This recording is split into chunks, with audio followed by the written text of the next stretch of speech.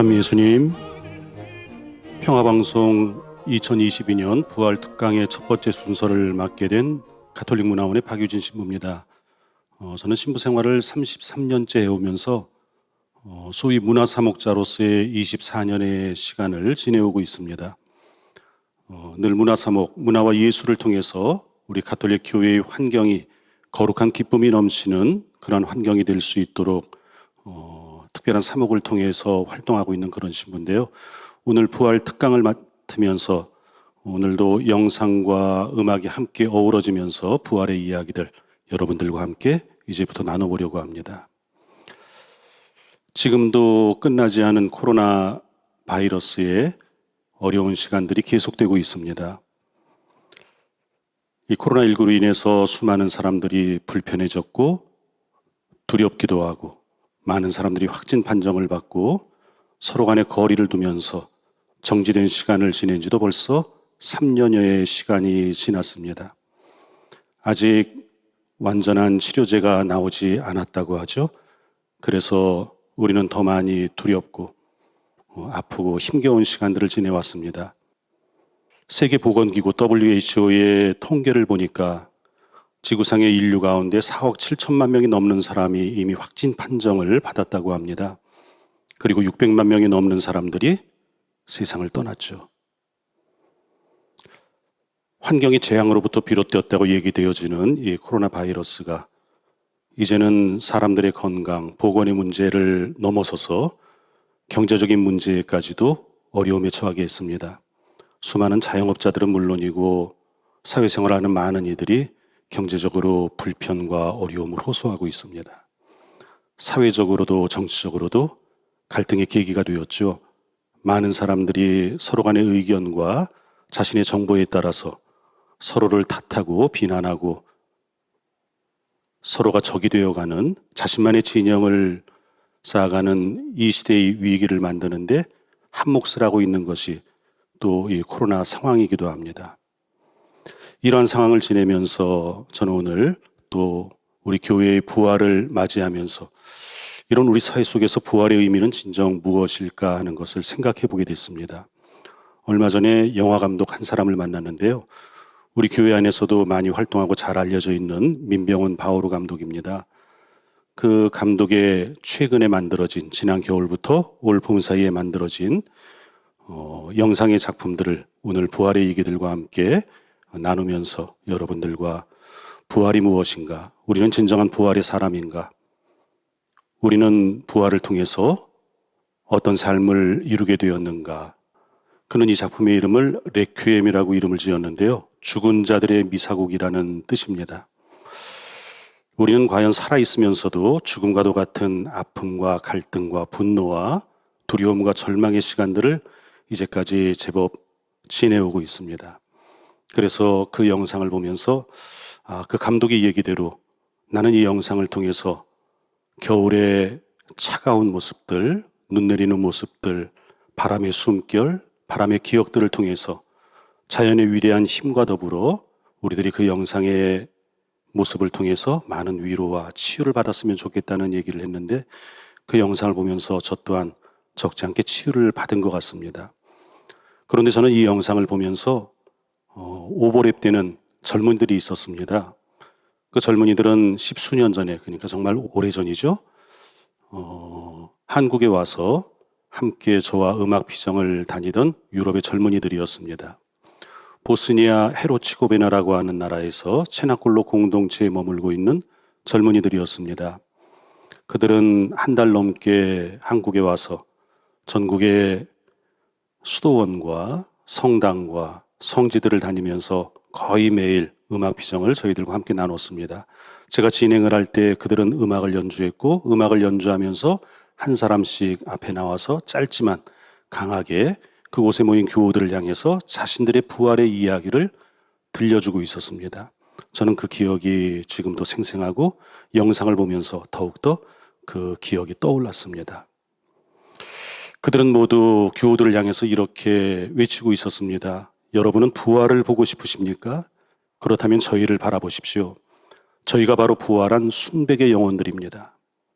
하지만 이렇게 얘기하고 있는 저희들은 한때 어둠이었고 죄악이었고 죽음과도 같은 존재들이었습니다. 우리는 이루 말로 표현할 수 없는 수많은 범죄를 저질렀고 우리 모두 마약 중독자들이었습니다.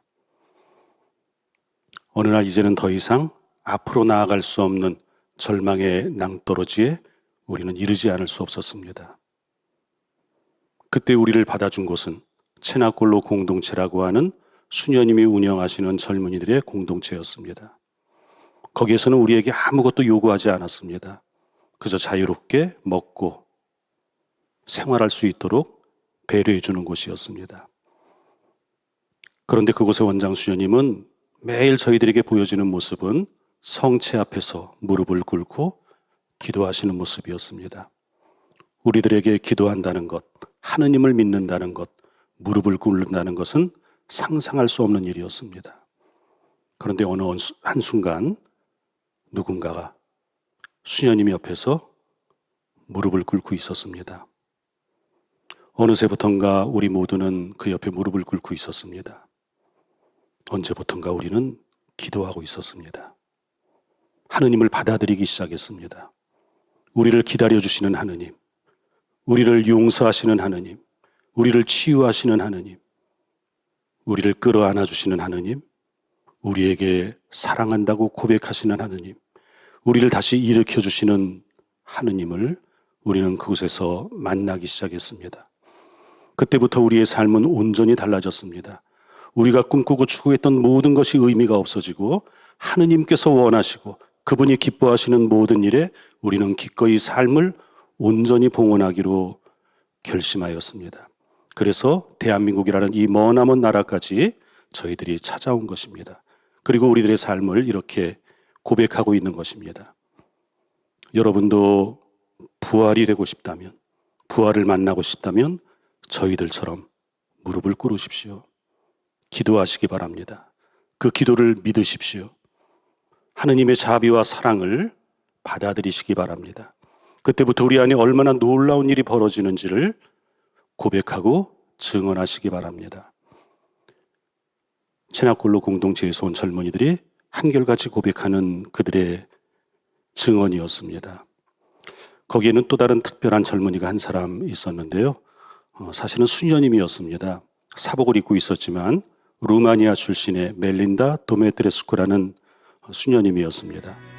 그녀는 그녀의 부모님이 모두 유명한 음대 교수님이고 연주자셨고 자신도 어린 시절부터 수많은 상을 받으면서 화려한 세계의 무대를 누비면서 바이올린을 연주하는 세계 최고의 연주자의 반열이 되는 인물이었습니다. 그런데 그녀의 부모님은 집에서 늘 자신의 집에 있는 성모님 앞에서 기도하시는 믿음이 깊은 부모님이셨답니다. 어려서부터 멜린다는 부모님을 따라서 늘 성모님 앞에서 기도했습니다. 성모님, 저는 세계의 화려한 무대를 누비면서 박수를 받고 엄청난 대우를 받고 조명을 받으면서 이렇게 화려한 생활을 하고 있습니다. 그렇지만 정말 제 인생의 자리가 어디여야 하는지를 저는 아직도 알지 못하겠습니다. 하느님께서 원하시는 제 자리가 어디인지를 어느 날 성모님께서 저에게 꼭 가르쳐 주십시오 하고 기도했답니다. 그리고 그녀는 응답을 받았다고 했습니다. 그리고 그날 그 순간부터 그녀는 세상의 음악을 멈추고 자신이 작곡한 성가들을 통해서 순례지에서 세상의 곳곳에서 몰려드는 순례자들, 병과 아픔과 치유를 바라고 은총을 바라고 구도의 길을 걷기 위해서 걸어오는 수많은 사람들에게 위로와 치유와 은총을 전하는 성가곡을 연주하기 시작했습니다. 그녀가 작곡한 곡 가운데 콘피디아모 인테라는 곡이 있습니다. 당신께 저를 맡기옵니다. 당신께 저를 의탁하나이다 라는 뜻인데요.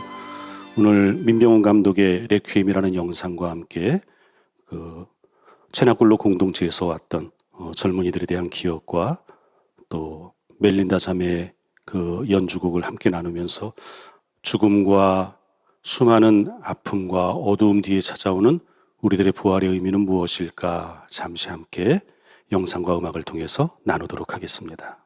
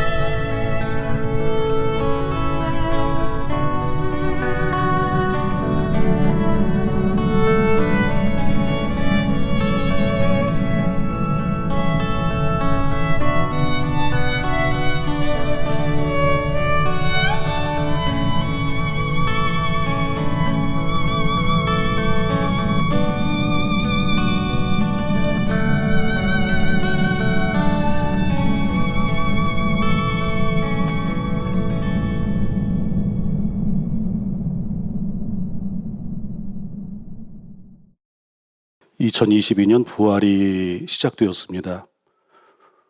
우리 믿음 안에서 부활은 어떻게 완성되는 걸까요?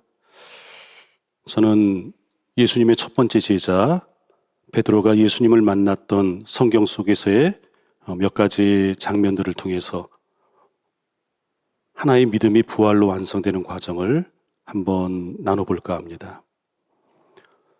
베드로가 예수님을 처음으로 만난 것은 갈릴리아 호숫가였습니다. 그는 어부였고 고기를 잡고 있었죠. 예수님께서 다가오셔서 말씀하십니다. 나를 따라라. 예수님의 그 말씀 한마디에 베드로는 그물과 배를 버리고 가족들을 버리고 예수님을 따라 나섭니다. 이제까지는 자신의 생존만을 위해서 살아왔던 그의 삶이 뭔가 더 의미 있는 삶으로, 위대한 삶으로 바뀌어지리라는 기대를 혹시라도 베드로는 갖고 있었는지도 모르겠습니다. 어쨌든 알지 못할 힘에 이끌려서인지 베드로는 예수님을 따라 나섭니다. 베드로가 예수님을 만나는 성경이 전하는 두 번째 장면은 호수 위를 걸어오시는 예수님이었습니다. 사람들은 유령이다 하면서 무서워 떨었지만 베드로는 예수님처럼 물 위를 걸어서 예수님께 다가가고 싶었습니다. 오너라 하시는 예수님의 한 말씀에 베드로는 용기를 내어서 물 위를 걷기 시작하죠. 그러나 어느 한순간 베드로는 의심하기 시작했고 물에 빠져 허우적거리기 시작합니다. 예수님께서 꾸짖습니다. 왜 의심을 품었느냐? 그렇게도 믿음이 약하냐? 예수님을 따르기로 했지만 예수님에 대한 호감과 좋은 감정들이 있었지만 그는 아직도 자신의 삶의 나약함을 극복할 수 없는 그런 인물이었습니다. 베드로와 예수님의 세 번째 만남은 어느 시골길에서 벌어지는 에피소드죠. 예수님께서 제자들에게 물으십니다. 사람들이 나를 누구라고 생각하느냐? 그리고 너희는 나를 누구라고 생각하느냐? 베드로가 나서서 대답합니다. 선생님은 살아계신 하느님의 아들 그리스도이십니다. 짧지만 이 완벽한 신앙 고백으로 인해서 베드로는 이제까지 시몬이라는 이름에서 교회의 반석이라는 의미를 지닌 베드로라는 이름을 주님께로부터 얻게 됩니다.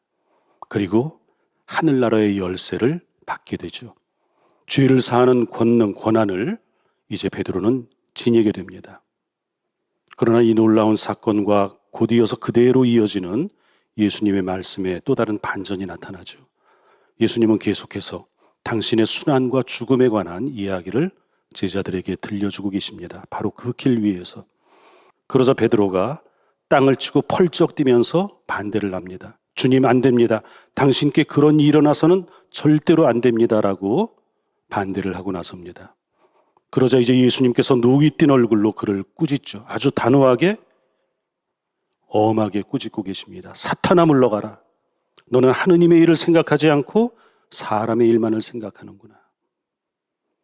그는 주님께 더할 나위 없는 아름다운 신앙 고백, 완벽한 신앙 고백을 했고 하늘나라의 열쇠도 얻었고 죄를 사할 수 있는 권능도 받았고 비로소 공식적으로 교회의 첫 번째 제자가 되는 명예를 누리기 시작했지만 아직도 그의 생각과 하느님의 생각에는, 계획에는 괴리가 있었습니다. 베드로와 예수님의 네 번째 만남은 최후의 만찬을 통해서 이루어지죠. 최후의 만찬을 마치신 다음에 예수님께서는 제자들에게 슬픈 예언을 하십니다. 제자들의 배반에 대한 예고였습니다. 그러자 베드로가 나서서 또 펄쩍 뜁니다. 주님, 세상 모든 사람이 주님을 버릴지라도 저는 결코 당신을 버리지 않을 것입니다. 이 고백 앞에 주님은 그를 바라보시며 말씀하시죠. 오늘 밤 닭이 2번 울기 전에 너는 나를 3번이나 모른다고 배반할 것이다. 슬프게도 그 예언은 그대로 이루어졌습니다. 더군다나 예수님께서 십자가 처형을 당하시는 그 자리에 베드로의 모습은 보이지가 않습니다. 그는 겁을 먹었고 살기 위해 도망을 쳤던 겁니다. 예수님의 죽음 이후 베드로는 다시 예전 어부의 삶으로, 갈릴레아의 삶으로 되돌아갑니다. 그리고 이제 예수님의 부활이 이루어지죠. 부활하신 예수님께서 제자들에게 나타나십니다. 밤새 그물질을 했지만 물고기를 한 마리도 잡을 수 없던 그들에게 누군가 깊은 데로 가서 배 오른편에 그물을 던지라는 말씀을 하십니다. 그물을 던졌을 때 엄청난 물고기가 잡히는 놀라운 경험을 하게 됩니다. 그때까지도 베드로는 부활하신 예수님을 알아보지 못합니다. 그런데 그때 옆에 있던 동료가 베드로에게 알려주죠. 저분은 주님이십니다. 그 말 한마디에 베드로는 그대로 바닷물에 뛰어들어서 예수님을 향해서 헤엄쳐 갑니다. 그리고 주님과 함께하며 새벽 조반을 나누죠. 조반을 마치신 다음 예수님께서는 베드로에게 물으십니다. 마치 베드로의 3번의 배반을 연상시키듯이. 그러나 이제 그에게 베드로라는 이름은 사라져 있습니다. 요한의 아들 시몬아, 너는 나를 사랑하느냐? 요한의 아들 시몬아, 너는 정말 나를 사랑하느냐? 이렇게 3번의 거듭된 질문 앞에 베드로는 슬펐지만 고백합니다. 주님, 저는 당신을 사랑합니다. 제가 얼마나 주님을 사랑하는지 당신께서 저보다 더 잘 알고 계십니다. 라고 고백하는 것입니다. 3년 전 주님을 처음 만났던 갈릴레아 호숫가 바로 그 자리였습니다. 그리고 이제 3년 전 그를 처음 만났을 때 예수님께서 그에게 들려주시던 그 말씀을 이제 예수님은 다시 들려주십니다. 한 문장이 너무나 짧은 표현이지만 너무나 단호한 예수님의 초대. 나를 따라라. 이 말씀 앞에 베드로는 예수님의 사람이 되었고 주님을 만나는 동안 그는 수없이 흔들렸고 나약했고 주님과 다른 꿈을 꾸었고 겁을 먹었고 때로는 배반을 하기도 했지만 그는 끝내 주님과 함께하고 주님을 사랑하는 삶을 살기로 결심을 합니다. 부활로 완성되는 믿음의 과정이라는 것은 이렇게 하루아침에 이루어지는 것이 결코 아니죠. 우리도 믿음을 가졌다고 고백하지만 주님만을 섬기겠노라고 세례 때 고백을 했지만 우리는 주님 아닌 세상의 다른 것들을 더 좋아하고 추구하고 의미를 두고 살아왔던 시간들이 있었습니다. 주님이 원하시는 계획과 달리 나의 꿈, 나의 계획이 주님 안에서 이루어지기를 바랐던 시간들도 참으로 많았습니다. 그렇게 완성되지 못한 우리의 믿음이 부활의 주님을 만남으로 인해서 완성되어 가는 그 과정, 그것은 어느 한순간의 과정에 의해서, 사건에 의해서 이루어지는 것이 아니라 주님과의 수많은 희로애락의 사건들, 주님과의 수많은 나눔의 시간들을 통해서 우리는 우리 자신도 모르게 성장하고 성숙하고 부활의 길로 더 초대되고 나아가는 것이 아닌가 생각이 됩니다. 눈물을 흘리면서 예수님께서 무덤 앞에서 말씀하신 적이 있죠. 나자로야 나오너라. 죽었던 나자로가 주님의 부르심에 다시 생명을 얻고 살아났습니다.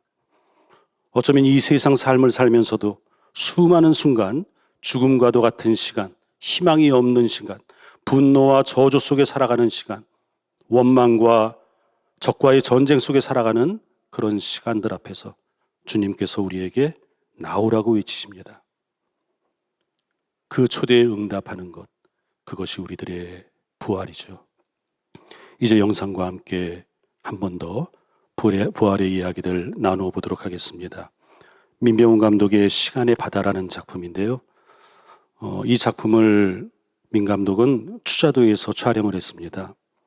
바람이 몹시 부는 겨울날 카메라를 들고 홀로 추자도에서 바람과 싸우면서 파도를 촬영하고 있었습니다. 카메라 2대가 날아가 버렸습니다. 자신도 굉장히 위험한 그런 지경에 처하면서도 그는 끝까지 이 작품을 위해서 촬영을 했다고 하는 얘기를 들었습니다. 우리 영혼의 심장처럼 우리는 끊임없이 파도를 치고 솟구치고 움직이고 있습니다. 때로는 그것 때문에 아프고, 때로는 그것 때문에 삶을 원망하고, 때로는 그 자리에서 도망치고 싶기도 한 거죠. 그러나 부활이라는 것은 그 수많은 시련과 단련과 기도와 성숙의 과정을 통해서 완성되는 우리의 삶이라는 것을, 그래서 우리에게 찾아오는 그 기쁨은 어떤 생명의 심장 소리보다도 더 크고 웅장하고 위대한 삶으로 초대하는 믿음의 시간이라는 것을 여러분들과 함께 나누고 싶었습니다. 민병훈 감독의 시간의 바다, 함께 잠시 묵상해 볼까요?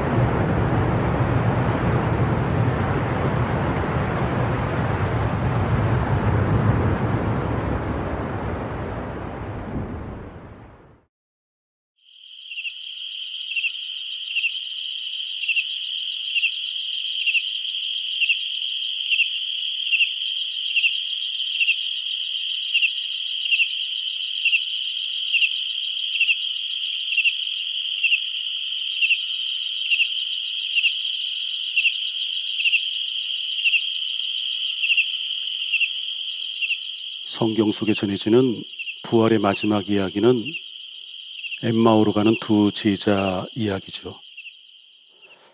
예수님의 제자인 그들이 예루살렘을 도망치듯 벗어나서 작은 마을 엠마오를 향하고 있습니다. 피난길이었죠. 예수님께서 십자가에서 처형을 당하시고 이제 빌라도와 종교의 지도자들과 로마의 병사들은 예수의 잔당들을 색출해서 없애버리기 위해서 혈안이 되어 있었던 공포의 시간이었습니다. 그들은 살기 위해서 도망을 쳤습니다. 그래서 엠마오로 가고 있는 두 제자의 모습은 힘겹고 절망적이고 쓸쓸합니다. 그런데 그들 앞에 부활하신 주님께서 나타나시죠. 주님께서 수많은 성경의 이야기를 깨우쳐 주셨지만 그들은 그 말씀에 놀랍고 감탄하면서도 그분의 정체를 이상하게도 알아보지 못합니다.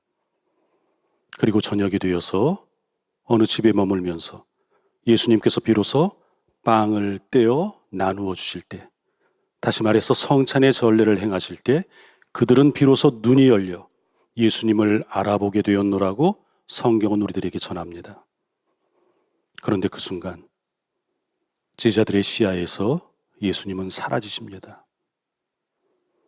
이제부터 놀라운 일이 시작되죠. 죽음이 두려워서 도망치듯 예루살렘을 벗어나던 그 두 제자는 다시 한 걸음에 예루살렘으로 달려갑니다. 예루살렘은 변하지 않았습니다. 아직도 로마 병사들의 창칼이 번뜩이고 있고 그들을 잡아내서 죽이려고 하는 공포의 분위기가 그대로 진행되고 있었습니다. 그럼에도 이 두 제자는 이제 더 이상 죽음이 두렵지 않은 것입니다. 예수님께서 승리하셨습니다. 그분이 죽음을 이기고 부활하셨습니다.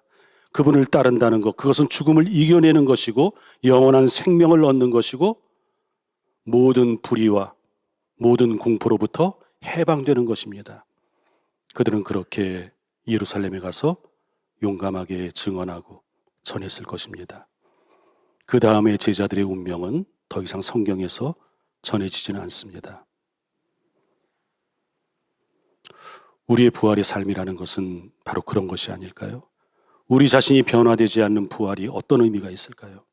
참된 부활은 예수님을 만남으로 인해서 그분과 함께 그분 안에서 그분을 통해서 우리의 삶을 보다 새로운 의미로 살아가는 삶의 전환이 이루어질 때 비로소 우리의 부활, 그것이 참된 의미를 지니게 되지 않는가 하는 생각을 여러분들과 함께 나누어 봅니다.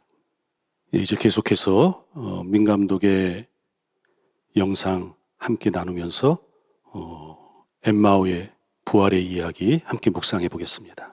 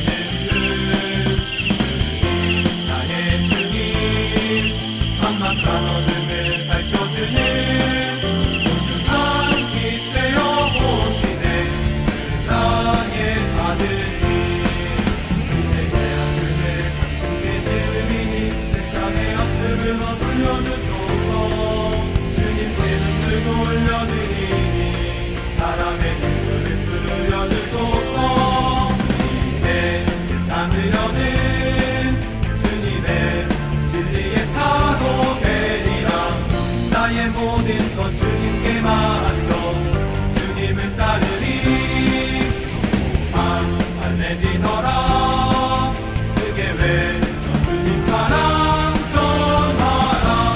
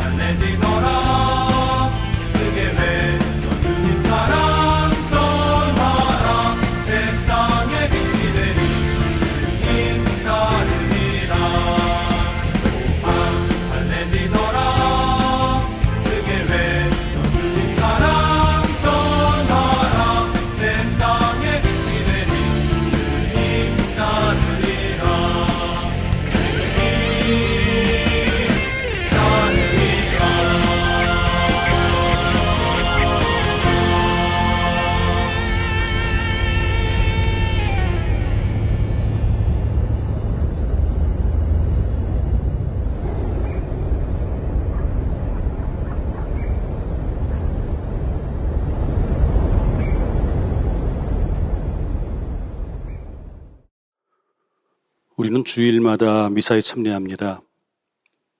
미사에서 가장 중요한 순간은 성찬의 전례 시간이죠.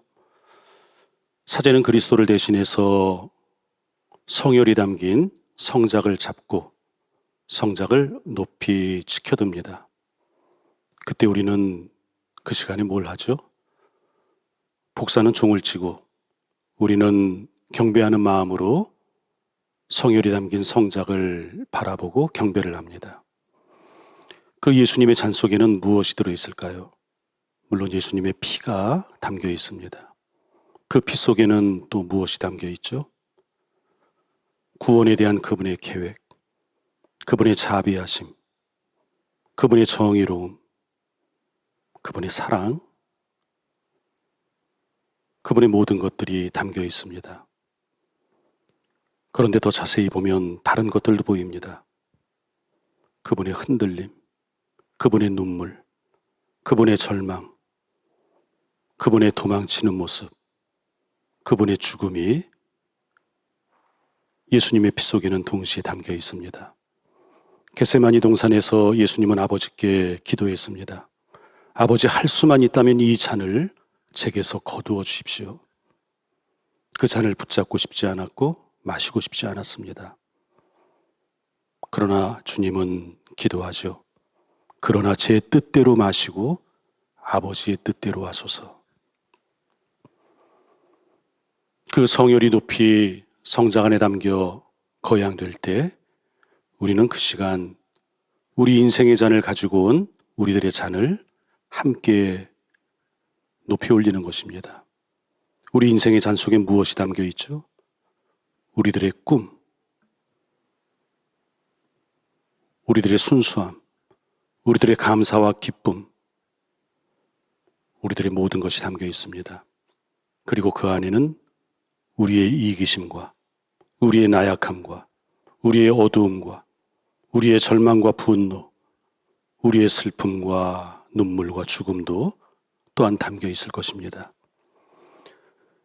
그래서 때로 사람들은 내 인생의 잔을 놓아버리고 싶을 때가 있습니다. 신앙인인 우리도 그럴 때가 있죠. 너무나 힘겨운 시간이 계속되면 삶이 원망스럽고 더 이상 인생의 발걸음을 앞으로 떼고 나아가기가 쉽지 않은 것입니다. 우리가 주님의 초대를 받고 주님의 성작이, 그분의 성혈이 높이 지켜들려질 때, 그래서 우리는 그분과 함께 내 인생의 잔을 함께 잡는 것입니다. 주님께서 저와 함께 해주신다면 당신께서 끝내 그 잔을 잡으셨듯이, 끝내 그 잔을 마셨듯이 저도 제 삶을 붙잡고 소중히 받아들일 것입니다. 당신의 사랑과 당신의 자비 안에서 우리의 삶이 위로받고 치유되고 변화되는 것임을 우리는 믿음으로 믿기 때문입니다 하고 고백하는 시간이 바로 우리 성찬의 전례, 성변화의 거룩한 시간에 담겨져 있는 또 하나의 의미라는 거죠.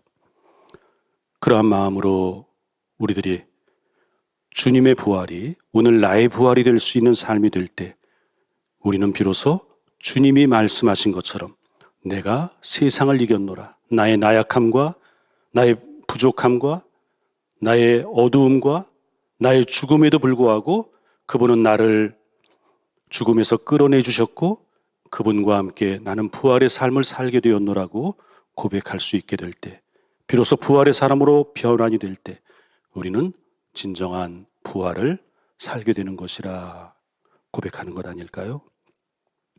저는 요즘에 개인적으로 푹 빠져 있는 것이 영화입니다. 영화 제작에 빠져 있습니다. 저희 가톨릭 문화원이 공동 제작자가 되어서 지난해 탄생 200주년을 맞은 김대건 신부님의 일대기를 다룬 영화 탄생이라는 영화를 지난해 겨울부터 제작해 나아가는 중입니다. 아마 올해 11월 말쯤이면 전국의 극장에 개봉이 되리라 예정이 되는데요. 가톨릭의 초유의 대작이 될 것입니다. 많은 분들의 도움으로 150억 이상의 투자가 되었고 우리가 너무나 좋아하고 잘 아는 배우들이 등장을 하고 스토리가 또 탄탄하고 그래서 우리가 알고 있었던 김대건이라는 그 인물의 우리가 알지 못했던, 깨닫지 못했던 모든 절망을 담은 사람들의 삶의 희망이 여기에 담겨 있구나. 오늘 젊은이들의 꿈과 도전 정신이 이 영화를 통해서 다시 새롭게 될 수 있겠구나 하는 그러한 기대를 나오면서 영화를 제작 중에 있습니다. 그것은 또 하나의 의미에서의 저는 부활이라고 생각을 합니다. 우리는 좋은 작품들을 통해서 우리의 좋은 것들이 다시 부활되는 계기를 맞기도 합니다. 90년대에 나왔던 좋은 영화 가운데 뽕레프의 연인들이라는 영화가 있었죠. 사랑을 잃고 눈이 멀어져가는 여자 주인공이 어느 날 사랑을 만나게 됩니다. 저는 이 영화의 가장 감동적인 장면이 개인적으로 뽕레프 다리 위에서 술에 취한 채 그 두 연인이 마구 소리를 지르며 춤을 추는 광경이었습니다. 사랑을 잃었던 사람이 사랑을 다시 찾아가는 기쁨. 모든 시야를 잃었던 사람이 다시 세상을 바라보게 되는 기쁨. 삶이 온전히 새롭게 생명력을 가지고 살아가게 되는 그 기쁨.